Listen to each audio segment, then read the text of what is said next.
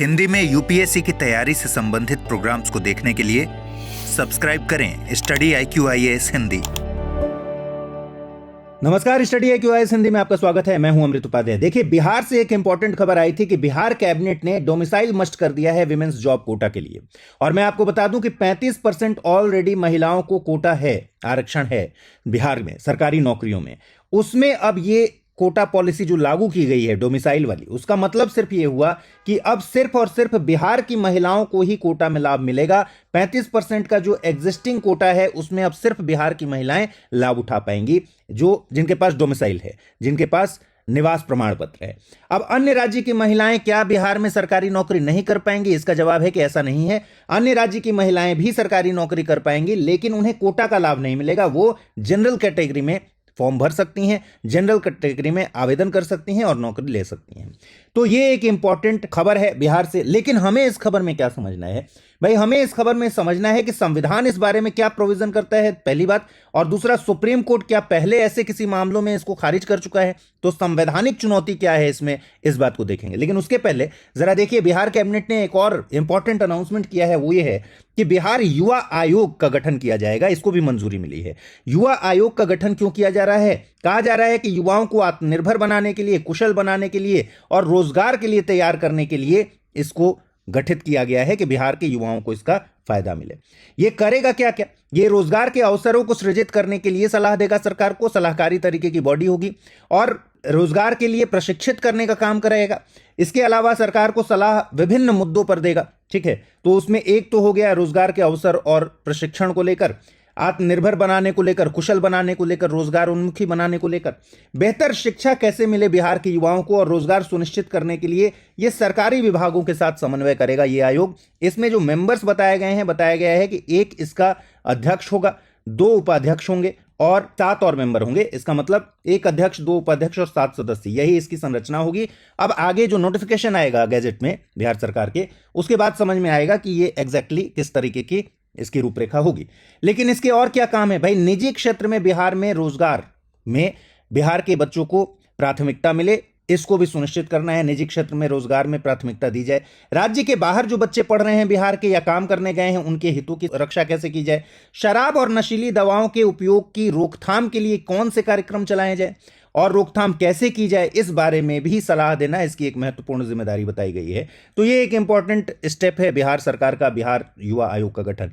और देखिए, इस बारे में आपके कमेंट जरूर आएंगे कि भाई बिहार में इतने नए नए जो काम हो रहे हैं, इलेक्शन है, इसमें कोई डाउट नहीं है, इसी साल के अंत में इलेक्शन होने वाला है और ये अनाउंसमेंट सीधे सीधे चुनावी वादों की तरफ इशारा करते हैं, इसमें भी कोई डाउट नहीं है। लेकिन हाँ, आपकी स्टडी के लिए ये जरूरी है कि आप इस तरह की चीजें जानें और जब भी आंसर लिखना हो इसको उसमें लेकर आए।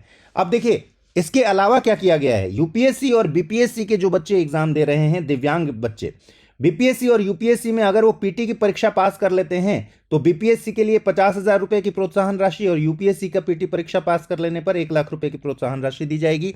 इस योजना को कह रहे हैं मुख्यमंत्री दिव्यांग जन सशक्तिकरण योजना, यानी संबल योजना। इसको भी मंजूरी दी गई है। यह भी एक इंपॉर्टेंट स्टेप है। अब हम आएंगे कि भाई संवैधानिकता क्या कहती है, संवैधानिक प्रावधान क्या है, क्या संवैधानिकता के आधार पर चुनौती दी जा सकती है, ये सारी चीजें हम समझेंगे। लेकिन उससे पहले अमृत उपाध्याय 007 इंस्टा पर पता है, अमृत उपाध्याय 007 टेलीग्राम पर पता है, आप वहां मुझसे जुड़ सकते हैं। प्रतिज्ञा बैच आपको पता है 7 जुलाई से ही बैच की शुरुआत हुई है, सुबह 8 बजे आप इसमें एडमिशन ले सकते हैं। एडमिशन लेने के लिए आप इसी वीडियो के डिस्क्रिप्शन बॉक्स में जाइए, एक लिंक है, उस पर क्लिक कीजिए, उस पर सारी चीजों को पढ़िए ठीक से। और पढ़ने के बाद जितने भी फीचर्स हैं, इसके मेंटोरशिप है, आंसर राइटिंग है, प्रीलिम्स पास कर लेने पर पूरा पैसा वापस हो जाएगा, ये सारे फीचर वहां दिए हुए हैं। उसको ठीक से पढ़ के अमृत लाइव कोड यूज कीजिएगा तो 9,999 रुपए से इस बैच में एडमिशन हो रहा है। 2026 के लिए तो बैच है ही, 27 और 28 के लिए भी लॉन्च हो चुका है। मैंने बता दिया प्रोसेस क्या है। ध्यान रखिए, 15 जुलाई तक ही इस बैच में एडमिशन है और 15 जुलाई तक आप इसमें एडमिशन लेकर लाभ उठाइए, सिस्टमैटिक तैयारी कीजिए। अब आइए, संविधान क्या कहता है। देखिए, संविधान में आर्टिकल 16 है जो सरकारी नौकरियों में कोटा का प्रोविजन करता है। सीधे सीधे आर्टिकल 16 पर चले जाना है। आर्टिकल 16 का जो 16(1) है क्लॉज, वो तो सीधा सीधा कहता है कि भाई पब्लिक एम्प्लॉयमेंट में, लोक नियोजन में अवसर की समता होगी सभी के लिए। ठीक है, अब किस नागरिकों के लिए? तो अनुच्छेद 16(2) कहता है कि किसी भी नागरिक को केवल बहुत इंपॉर्टेंट शब्द है, धर्म, मूल वंश, जाति, लिंग, वंश, जन्म स्थान, निवास या फिर इनमें से किसी के आधार पर, मतलब ये 7 आधार संविधान में दिए गए हैं, इन 7 में से किसी के भी आधार पर भेदभाव नहीं किया जाएगा, रोजगार या पद के लिए अयोग्य नहीं ठहराया जाएगा, उसके साथ भेदभाव नहीं किया जाएगा। ठीक, इसका मतलब यह है कि भाई यहां निवास भी है, सरकारी नौकरियों में आप निवास के शर्त पर कोई भेदभाव नहीं कर सकता है राज्य, ये स्पष्ट लिखा हुआ है 16(2) में। इसका मतलब निवास संबंधी शर्त नहीं रखी जा सकती है। 16(3) लेकिन इसका अपवाद बताता है। अपवाद यह बताता है कि भाई किसी विशेष राज्य में अगर नौकरियों के लिए निवास की आवश्यकता को निर्धारित करना हो तो कानून बनाया जा सकता है। बस बात यह है कि यह कानून राज्य का विधानमंडल नहीं बनाएगा बल्कि संसद बनाएगी। तो यहां ध्यान रखिए, इसको स्टार कर लीजिए कि 16(3) जो अपवाद कहता है कि किसी भी राज्य में अगर सरकारी नौकरियों में निवास की आवश्यकता को निर्धारित करना है, तय करना है, तो उसका एक ही तरीका संविधान बताता है कि संसद उस विशेष राज्य के लिए नौकरियों के लिए निवास की आवश्यकता के लिए कानून बना सकती है। और ध्यान रखिए कि राज्य का विधानमंडल नहीं। इसका मतलब बिहार का विधानमंडल अगर चाहे तो भी इस बारे में कुछ भी नहीं कर सकता, कोई एक्ट पास नहीं कर सकता। ये एक्ट कहां से पास करना होगा? संसद को पास करना होगा। ठीक है, तो स्टेट गवर्नमेंट्स जो देखते हैं आपकी डोमिसाइल पॉलिसी पर सरकारी नौकरियों में अपने आप से अनाउंस करते रहते हैं, वो कितना वैलिड है इसके लिए आर्टिकल 16 को पढ़ना और समझना जरूरी है। 16(2) जो कहता है सरकारी नौकरियों में आप निवास की शर्त नहीं रख सकते, इसका मतलब कि निवास के आधार पर किसी को अयोग्य नहीं ठहराया जा सकता। दूसरी बात, अपवाद है भी तो संसद के हाथ में है, पार्लियामेंट कानून बना सकती है कि किसी राज्य में निवास की आवश्यकता सरकारी नौकरियों के लिए रखी जाए। अब आप पूछेंगे कि भाई SC ST OBC इन लोगों को कैसे मिलता है आरक्षण? तो वो मिलता है 16(4) से। इसमें कहा गया है कि भाई इस अनुच्छेद की कोई भी बात पिछड़े हुए नागरिकों के किसी वर्ग के पक्ष में जिनका प्रतिनिधित्व राज्य की राय में राज्य के अधीन सर्विसेज में पर्याप्त नहीं है, नियुक्ति या पदों के आरक्षण के लिए उपबंध करने से रोकेगी नहीं। तो इस आधार पर जो आप देखते हैं SC ST और OBC या फिर आप पिछड़े हुए नागरिकों के किसी वर्ग के पक्ष में जो भी आरक्षण के प्रावधान होते हैं वो 16(4) के अनुसार होते हैं। तो ये तीनों आपको समझने की चीज थी। इस आधार पर आप ये स्पष्ट देख सकते हैं कि राज्य की सरकारों के हाथ में नहीं है कि वो अपने यहां सरकारी नौकरियों में डोमिसाइल की शर्त को रख सके, निवास की आवश्यकता को अनिवार्य कर सके। अब आज ये सुप्रीम कोर्ट इस बारे में क्या कहता है? देखिए, नागरिकों को आर्टिकल 19 के तहत पूरे देश में कहीं भी घूमने की स्वतंत्रता है, निवास करने की स्वतंत्रता है, आने जाने की स्वतंत्रता है, आपको पता है। इस आधार पर सीधी सी बात है कि डोमिसाइल जब स्टेट की बात करते हैं तो फिर यह अधिकार तो देश के हर एक नागरिक को है कि पूरे देश में कहीं भी घूमें, जाएं, रहें, बस जाएं। तो जन्म स्थान या निवास की आवश्यकता को योग्यता इस आधार पर रखा ही नहीं जा सकता, क्योंकि मान लीजिए कोई तमिलनाडु का व्यक्ति अगर आकर बिहार में बस जाना चाहता है तो उस पर कोई रोक नहीं है, वो बिहार में आकर रह सकता है। ठीक है, और सर्वोच्च न्यायालय ने बहुत बार इस बात को रिपीट भी किया है कि भाई डोमिसाइल का मतलब क्या है? यहां एक ही डोमिसाइल है, इंडिया, भारत में कहीं भी कोई भी रह सकता है। तो सर्वोच्च न्यायालय ने जन्म स्थान या निवास स्थान के आधार पर आरक्षण के विरुद्ध ही निर्णय दिया है। अब कुछ केसेस की अगर बात करें तो देखिए, प्रदीप जैन बनाम भारत संघ 1984 में कहा गया कि यह सिस्टम असंवैधानिक है। समानता के अधिकार के विभिन्न पहलुओं पर आधारित होने की वजह से स्पष्ट निर्णय हालांकि 1984 में सुप्रीम कोर्ट ने नहीं दिया, लेकिन निवास स्थान को सरकारी नौकरियों में अनिवार्य शर्त बनाना इसे असंवैधानिक करार दिया।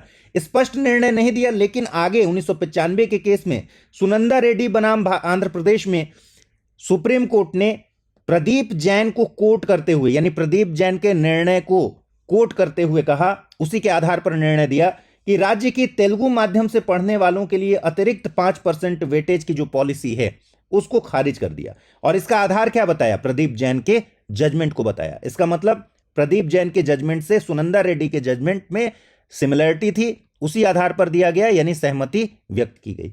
तो सुप्रीम कोर्ट ने इन दोनों केसेस में स्पष्ट तरीके से यह कह दिया कि भाई डोमिसाइल पॉलिसी नहीं चलेगी। फिर 2002 में सुप्रीम कोर्ट ने राजस्थान के एक केस में स्टेट सिलेक्शन बोर्ड ने किया क्या था कि एक विशेष जिले और उससे लगे हुए, उस जिले से लगे हुए ग्रामीण इलाके के लोगों के लिए एक प्राथमिकता तय कर दी थी सरकारी टीचर की भर्ती में।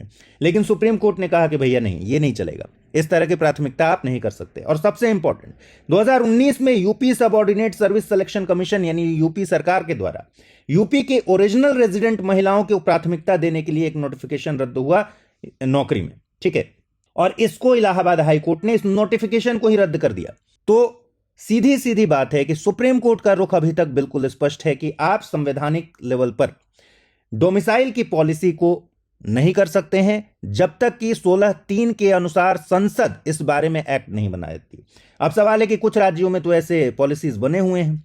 देखिए, आधार एक ही है।